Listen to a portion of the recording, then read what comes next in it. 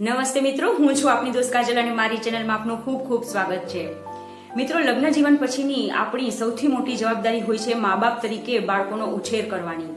તો બાળકોનો ઉછેર કેવી રીતે કરવો કે જેથી આપણને જોઈતું 100% પોઝિટિવ પરિણામ આવી શકે અને એના માટે આપણે આપણામાં શું ચેન્જીસ કરવા, બાળકોમાં ચેન્જીસ કેવી રીતે લાવવા, આના પર ખૂબ જ નાની એવી ચર્ચા આપણે શરૂ કરીએ છીએ. તો ચાલો શરૂ કરીએ આ એક ચર્ચા અને સાથે જ શરૂ કરીએ એક છોટી સી બાત ચાય કે સાથ.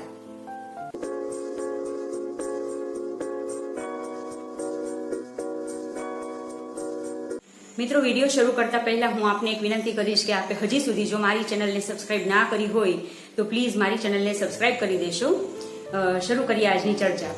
હવે મા બાપ તરીકે આપણે સૌથી મોટી એક જવાબદારી આપણી હોય છે કે આપણા છોકરાઓ સમાજમાં સારા નાગરિક બને અને એમનું એક સારું એવું સ્થાન એ લોકો મોટા થઈને એ પામે, ખ્યાતિ પામે. આ રીતે ઉછેર કરવાની જવાબદારી આપણી હોય છે. બધા જ ક્ષેત્રોમાં આપણે આપણા બાળકને આગળ રાખવા માંગતા હોઈએ, પછી એ એજ્યુકેશન હોય કે કો કરિક્યુલર બીજી એક્ટિવિટીઝ હોય જેવી કે ડાન્સ છે, યોગા છે, સ્કેટિંગ છે કે કોઈ ગેમ્સ, આઉટડોર ગેમ્સ છે જેવી કે ક્રિકેટ, ફૂટબોલ, વોલીબોલ. આ બધામાં આપણો છોકરો આગળ રહે. સ્કૂલમાં કોમ્પિટિશન્સ હોય તો એમાં પાર્ટિસિપેટ કરીને એ આગળનું સ્થાન મેળવવાનો હંમેશા પ્રયત્ન કરે અને આગળનું સ્થાન પામે એવો આપણો આગ્રહ હોય છે. તો દરેક જગ્યાએ આપણી એવી ઈચ્છા હોય છે કે આપણું બાળક જે છે એ આગળ રહે અને એના માટે એમને જરૂરી બધું જ આપણે કરતા હોઈએ છીએ. અલગ અલગ ક્લાસીસ કરાવતા હોઈએ છીએ, આપણે પણ એમને ઘણી બધી મદદ કરતા હોઈએ છીએ. પણ આ બધામાં ખાસ મહત્વની વાત એ છે કે એ માણસ તરીકે સારું બને, એક સારું વ્યક્તિ બને, સારો નાગરિક બને. આના માટે આપણે શું કરવું જોઈએ? તો આના માટે સૌથી પહેલી વાત તો એ છે કે મા બાપ જે છે એમણે 100% ઓનેસ્ટ બની જવું જોઈએ, પ્રામાણિક બની જવું જોઈએ. આ વાત એકદમ બેહુદી લાગશે. આજના જમાનામાં 100% પ્રામાણિક કેવી રીતે બની શકાય? પણ જો તમારું બાળક સુપીરિયર બને, બહુ જ વ્યવસ્થિત બને, કે જેનામાં કોઈ જ એક આદર્શ બને, આવું જો તમે ઈચ્છતા હોય તો સૌથી પહેલા તમારે એ બનીને બતાવવું પડશે. આપણો જે સ્વભાવ છે, એમની સામે આપણું જે બિહેવિયર છે, સમાજમાં આપણું જે બિહેવિયર છે, આ બધી જ વસ્તુઓ આપણા બાળકો માર્ક કરતા હોય છે અને આપણામાંથી જાણીએ અજાણીએ બધું ગ્રાસ્પ કરતા રહેતા હોય છે અને એવા જ બનવાનો એ લોકો પ્રયત્ન કરે છે. સૌથી પહેલી સ્કૂલ જ આપણા બાળકોની કઈ હોય છે ખબર છે? આપણું કુટુંબ, એના મા બાપ, એના ગ્રાન્ડ પેરેન્ટ્સ, આ બધું એના માટે સૌથી પહેલી સ્કૂલ હોય છે. ત્યાર પછી એ બહારની સ્કૂલમાં પગ મૂકે છે. તો સંસ્કારની શરૂઆત જ આપણા કુટુંબથી થાય છે, આપણાથી થાય છે. આના માટે એક જો તમને ઉદાહરણ આપું તો માની લો કે આપણે ગુલાબનો છોડ વાવ્યો તો આપણને કોઈ જાતની એમાં શંકા નથી રહેતી કે આમાં ગુલાબની જગ્યાએ ધતુરાનું ફૂલ આવશે. તો શા માટે? કેમ કે ગુલાબનું જે બીજ છે એમાંથી ગુલાબનું ફૂલ જ થવાનું છે, એમાં મીઠી મીઠી સુગંધ જ આવવાની છે, એનો કલર એકદમ મોહક જ હોવાનો છે, એકદમ એને જોઈને એની સુગંધ જે છે એનાથી આપણને ખુશનુમા વાતાવરણ જ મળવાનું છે. આ બધું ફિક્સ જ હોય છે, આમાં શંકાને કોઈ સ્થાન જ નથી હોતું. તો આપણે ગુલાબનું જે ફૂલ હોય, એનો છોડ હોય, એને મારીને કે એ રીતે એના પર જબરદસ્તી નથી કરવાની હોતી કે ગુલાબનું ફૂલ બને, ગુલાબનું ફૂલ બને, ગુલાબનું ફૂલ બને. કંઈ જ નથી કરવાનું હોતું. આપણે કરવાનું હોય છે રોજે રોજ એને પાણી આપવાનું, રોજે રોજ એને ખાતર આપવાનું, એને પ્રોપર સનલાઇટ મળે છે કે નહીં એ જોવાનું. આ બધી આપણી જવાબદારી હોય છે. તો ગુલાબનું એક ખૂબ જ સરસ ફૂલ આપણી સમક્ષ આવશે ને આવશે જ, આમાં શંકાને કોઈ સ્થાન નથી હોતું. તો આ રીતે બાળકોના ઉછેરમાં પણ શું હોય તો બાળકો કેવા બને, આના માટે એક નાની એવી તમારી સમક્ષ રજૂઆત કરું છું. બાળકો જે છે એ જો ટીકાઓ સાથે ઉછરે તો તે નિંદા કરતા જ શીખશે. હંમેશા પેરેન્ટ્સ જો છે એ સમાજમાં બીજા લોકોને જોઈને બીજી જ પડે. જો એમની ટીકાઓ કરતા હોય કે લુક વાઇઝ સારા નથી, નેચર વાઇઝ સારા નથી, કપડાં આવા પહેર્યા છે, એમની પાસે તો ગાડી પણ નથી, ઘર પણ આવું છે, આવી જો ચર્ચાઓ ટીકા સ્વરૂપે કરવામાં આવતી હોય તો બાળક સતત એ સાંભળતું હોય છે. આનાથી બાળકનો એક નેચર બની જાય છે કે કોઈને પણ જોવે તો એની પોઝિટિવ સાઈડ જે છે, સારી સાઈડ જે છે એ જોઈ શકતું નથી. કેમ કે નાનપણથી જ એના મગજમાં એ વાત ઘર કરી ગઈ છે કે એનું ક્યાં ઘટે છે સામેના માણસનું, એ વસ્તુ જ જોવાની, એટલે કે ગંદકી જ જોવાની આપણા બાળકને ટેવ પડી જશે. તો બાળકની સામે ચર્ચાઓ કરવા પહેલા બાળકની સામે ચર્ચાઓ કરતા પહેલા દરેક વસ્તુનું આપણે ઝીણવટપૂર્વક જો ધ્યાન રાખીએ તો આપણું બાળક જે છે એ આ બધામાંથી બચી જશે. હવે બાળક જો ધિક્કાર સાથે ઉછરે તો તે ઝઘડા કરતા શીખે છે. બાળક ઠેકડી સાથે ઉછરે એટલે કે હંમેશા ખરાબ સેન્સમાં જો કોઈની મસ્તી કરતા હોઈએ આપણે તો તે શરમાળ થતા શીખે. શરમાળ શા માટે? કેમ કે એને એવું જ જોયું છે કે આપણે કોઈની ઠેકડી ઉડાડતા હોઈએ, કોઈની એ રીતે હાસ્યાસ્પદ મસ્તી કરતા હોઈએ તો એને પણ એવું મગજમાં ફિક્સ થશે કે મારું આવું આવું છે તો બીજા લોકો મારા વિશે આવું જ વિચારશે. તો એ વસ્તુ એમના માનસ પર ખાસો એવો ઇમ્પેક્ટ કરે છે, અસર પાડે છે. હવે બાળક અપમાન સાથે ઉછરે તો તે અપરાધ ભાવ અનુભવવાનું શીખે છે. બાળક સહિષ્ણુતા સાથે ઉછરે તો તે સહનશીલતાનું ગુણ કેળવશે. બાળક પ્રશંસા સાથે ઉછરે તો તે કદર કરતા શીખશે. આપણે હંમેશા બાળકની અથવા તો આપણા ઘરે આવનાર કોઈ વ્યક્તિની અથવા તો આપણે કોઈને મળીએ એ વ્યક્તિની જે સારી બાબત છે એ બાબતમાં એમની જો પ્રશંસા કરતા રહેશું તો બાળક જે છે એ પણ કોઈના ગુણોની કદર કરતા શીખશે અને એ રીતે એક સારું વ્યક્તિ બનતા શીખશે. બાળક ઉચિત વ્યવહાર સાથે ઉછરે તો તે ન્યાયી વલણ અપનાવતા શીખશે. હંમેશા આપણા ઘરમાં એકબીજા સાથે કે સમાજમાં આપણે બીજા સાથે જે રીતે વ્યવહાર કરતા હોઈએ છીએ એ બાળક જોતું હોય છે. હંમેશા આપણે જોઈએ કે અત્યારના જમાના પ્રમાણે દરેક વ્યક્તિઓની એવી આદત હોય છે, એ બાય ડિફોલ્ટ જ હોય છે કે જો કોઈ સારી વ્યક્તિ દેખાય, કોઈ પૈસાવાળી વ્યક્તિ હોય કે કોઈ ઉચ્ચ પદે કોઈ કંપનીમાં કે ક્યાંય પણ જોબ કરતી વ્યક્તિ હોય તો એને આપોઆપ જ માન મળી જતું હોય છે. આપણે બધા માન આપતા હોઈએ છીએ. અને સાથે જો કોઈની પાસે જીવવા માટે પૂરતા સાધન સગવડ નથી હોતા કે એ કહીએ ને કે માંડ પોતાના બે છેડા ભેગા કરતું હોય આવી કોઈ વ્યક્તિ હોય તો એના પ્રત્યે આપણું વલણ થોડું અલગ જ રહેવાનું. અને બાળક બધું જોતું હોય છે.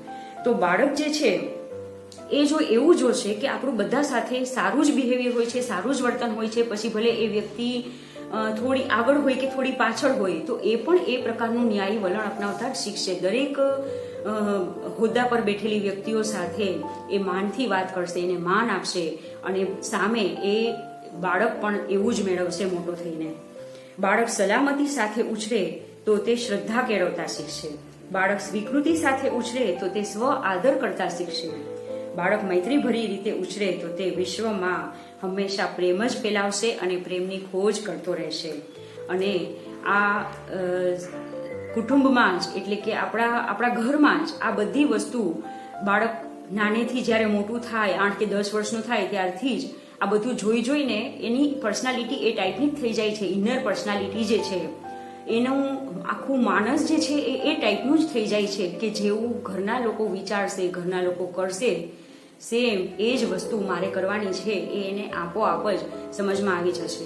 જો એ મોટું થાય ત્યાં સુધી આપણે એને શીખવાડેલું જ નહીં હોય કે એના ગ્રાન્ડ પેરેન્ટ્સને કેવી રીતે એને આદર આપવું, એના પેરેન્ટ્સને કેવી રીતે આદર આપવું, એના ટીચર્સને કેવી રીતે આદર આપવો, તો એ મોટો થઈને એ ગુણ કેળવવામાં એને ખાસો એવો પ્રોબ્લેમ થશે અથવા તો એ ગુણ કેળવી જ નહીં શકે. એ અંદર ઇનબિલ્ટ નહીં હોય એનામાં, પણ એ નાનકડેથી જ જો જોતું હશે આપણા દ્વારા, આપણા વર્તન દ્વારા જો એ જોતું હશે તો એ ગુણ એનામાં ઇનબિલ્ટ જ હશે. એને એ ગુણ કેળવવો નહીં પડે, એની અંદર એ ફિટ થઈ જશે, એના માઇન્ડમાં ફિટ થઈ જશે કે આ વર્તન આ જ રીતે કરાય, આવી જ રીતે બિહેવ કરાય. તો કહેવાનો મતલબ એ છે કે હંમેશા આપણે કમ્પ્લેન કરતા હોઈએ છીએ કે બાળકો હાઇપર એક્ટિવ હોય છે, નાની નાની વાતોમાં ગુસ્સે થઈ જાય છે, માનતા નથી, લેસન કરવા માટે એક જગ્યાએ બેસતા નથી, જમવા માટે એક જગ્યાએ બેસતા નથી, આવું છે તેવું છે, જમતી વખતે કન્ટિન્યુઅસ ફોન અને મોબાઈલ પેલું ટીવી માં શો એ લોકોનો ચાલુ હોય તો જ એ લોકો ખાઈ શકે છે, અને વહેલા સૂતા નથી, વહેલા ઉઠતા નથી. પણ આ બધી જ જે ટેવો છે એને આપણે જ ખાલી બદલી શકીએ. મા બાપ જે છે એકબીજા સાથે કેવી રીતે વાત કરે છે, કોણ કોને કેટલું મહત્વ આપે છે, બાળક પણ મોટું થઈને એ વ્યક્તિને એટલું જ મહત્વ આપશે. જો મમ્મી દરેક જગ્યાએ એને લઈ જવામાં મોડી પહોંચતી હોય કે કંઈ બીજું એવું કારણ હોય અને એના પાપા જો એની સામે એને કહેશે કે તારી માં તો કાયમ આવું જ હોય, કાયમ મોડે જ હોય છે, તો બાળક પણ થોડા ટાઈમ પછી એવું સ્વીકારી લેશે કે હા મારી માં તો આવી જ હોય છે. દરેક જગ્યાએ એનું મોડું હોય, દરેક જગ્યાએ મિસમેનેજમેન્ટ હોય, આ મોટું થઈને પણ એનું આ વલણ ક્યારેય નહીં બદલે.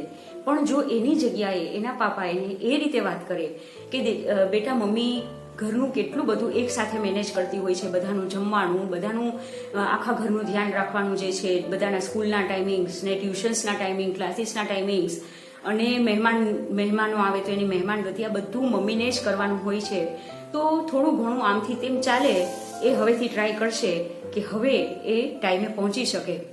તો બાળક જે છે એ પણ એની મમ્મીની કદર કરતા શીખશે કે હા મમ્મી આટલું કરે છે, તો હોઈ શકે ક્યારેક એને લીધે થોડું આમથી તેમ થઈ જાય. સામે એ જ વાત જો મમ્મી હોય એ એના પાપા માટે બોલે કે એમને તો તમને કંઈ જ ખબર નથી પડતી, તમને શું આમાં ખબર પડે, તમને શું લેસન કરાવતા આવડે, તો બાળકના માઇન્ડમાં પણ એ ફિટ થઈ જશે અને જ્યારે પણ પાપા કંઈક બોલવા જશે, સમજાવવા જશે તો એના મોઢામાંથી પણ સેમ એ જ વસ્તુ નીકળશે કે પાપા તમને ના ખબર પડે, તમને ના સમજાય આ વસ્તુ, તમે નહીં કરી શકો.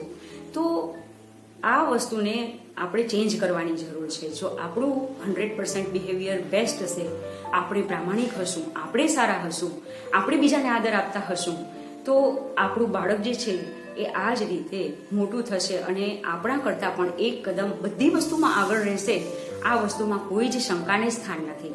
બીજી એક વાત છે કે બાળકોને જ્યારે થોડા મોટા થાય એટલે કે ટીનેજમાં આવી જાય કે 11-12 વર્ષ પછીની જે ઉંમર છે એમાં એ લોકોને ઓર્ડર્સ જે છે એ આપવાનું બંધ કરવું જોઈએ. એ લોકોને કોઈના ઓર્ડર્સ જે છે એ ફોલો નથી કરવા હોતા, પણ એ લોકોને એક સાચા અને સારા દોસ્તની, સાથીની જરૂર હોય છે.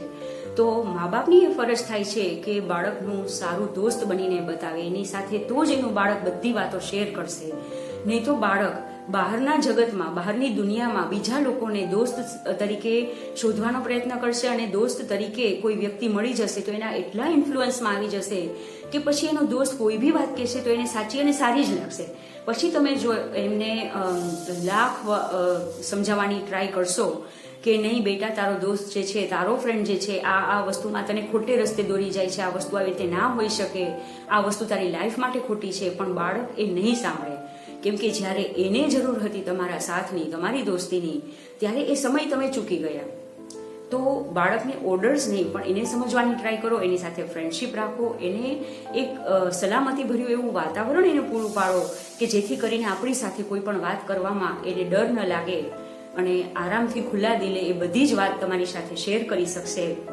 તો એના જે પ્રોબ્લેમ્સ છે એનું સોલ્યુશન તમે એટલું ઇઝીલી લાવી શકશો અને એ સોલ્યુશનના લીધે એ બાળકનો વિશ્વાસ તમારા પર દિવસે ને દિવસે વધતો જશે. તો આવા નાના મુદ્દાઓ જે છે એ બાળકોના ઉછેરમાં ઘણો મહત્વનો ભાગ ભજવતા હોય છે.